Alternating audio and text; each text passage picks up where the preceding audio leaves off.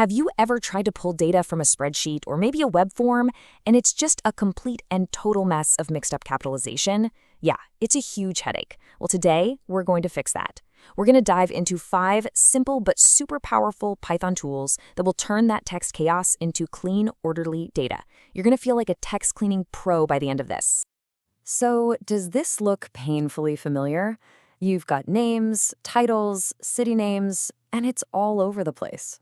I mean, trying to search or sort this, it's pretty much impossible, right? This isn't just some made-up problem. This is one of the most common frustrations you're going to run into with any kind of real-world data.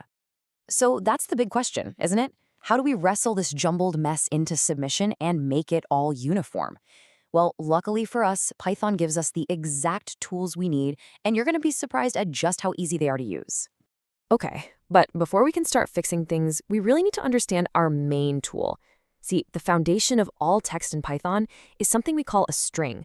Once you get what a string is, trust me, everything else is just going to click right into place. So, what is a string, really? Well, simply put, it's just any sequence of characters, letters, numbers, symbols that stores text. But there's one word here that is absolutely key to understanding everything that comes next. Strings are immutable. That's a critical point. It means once you create a string, the original can never be changed. And here is the perfect way to think about what immutable means.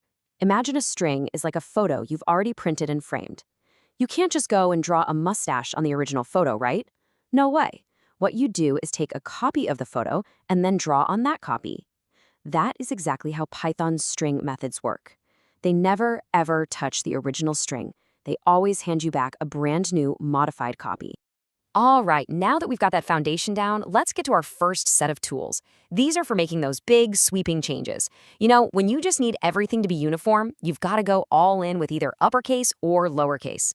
First up, we've got the upper method, and it does, well, exactly what you think it does. It grabs every single character in your string and blasts it into uppercase, so data communication becomes data communication. This is awesome for creating standardized IDs or, for those times when you really want to feel like you're shouting at your computer. And the counterpart to .upper, you guessed it, is .lower. This method takes every character and converts it to lowercase.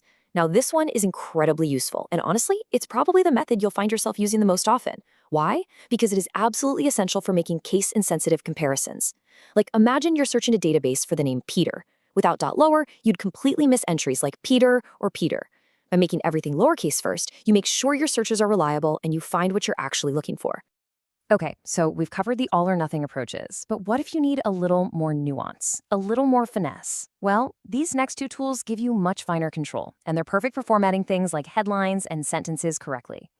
Now, this slide right here clears up a super common point of confusion for beginners, the difference between .title and .capitalize.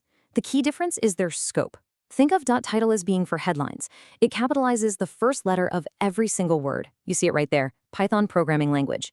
On the other hand, .capitalize is really just for sentences. It only cares about the very first letter of the entire string, and it leaves the rest of the words alone. So we've covered the most common scenarios, but now it's time for something a little different. Our final method is kind of the odd one out. It's a really specialized tool for those moments when you need to completely flip your text case on its head. And here it is, .swapCase. This method literally flips the script. It goes through and turns every uppercase letter into a lowercase one and every lowercase letter into an uppercase one. So something like network security becomes NETRK security. Now, you might not use this one every day, but it can be handy for some creative things like text-based art or some visual effects. It's just a really unique tool to have in your back pocket. So we've just looked at 5 different methods. But here's the thing. The real power comes when you stop thinking of them as separate commands and start seeing them as a complete toolkit. Each one has a very specific job, and when you put them all together, you can handle pretty much any text formatting challenge that comes your way. The most important thing is knowing which tool to grab for which job. So let's do a quick recap, lightning round style. You need everything in all caps. You grab .upper. You need to standardize your text for a search. That's a job for .lower. Writing a book title, use .title. Just need to start a sentence correctly. .capitalize is your best friend. And for that rare, weird occasion when you need to flip everything, you've got .swapCase. Simple as that. And there you have it. By just mastering these 5 simple methods, you can take that jumbled, inconsistent mess of data we started with and turn it into something that's clean, professional, and ready for anything you need to do with it. You now have the power to bring order to all that text chaos. So, you've just taken a huge step forward in mastering how to handle text in your code. You can now control the case of any string that you come across.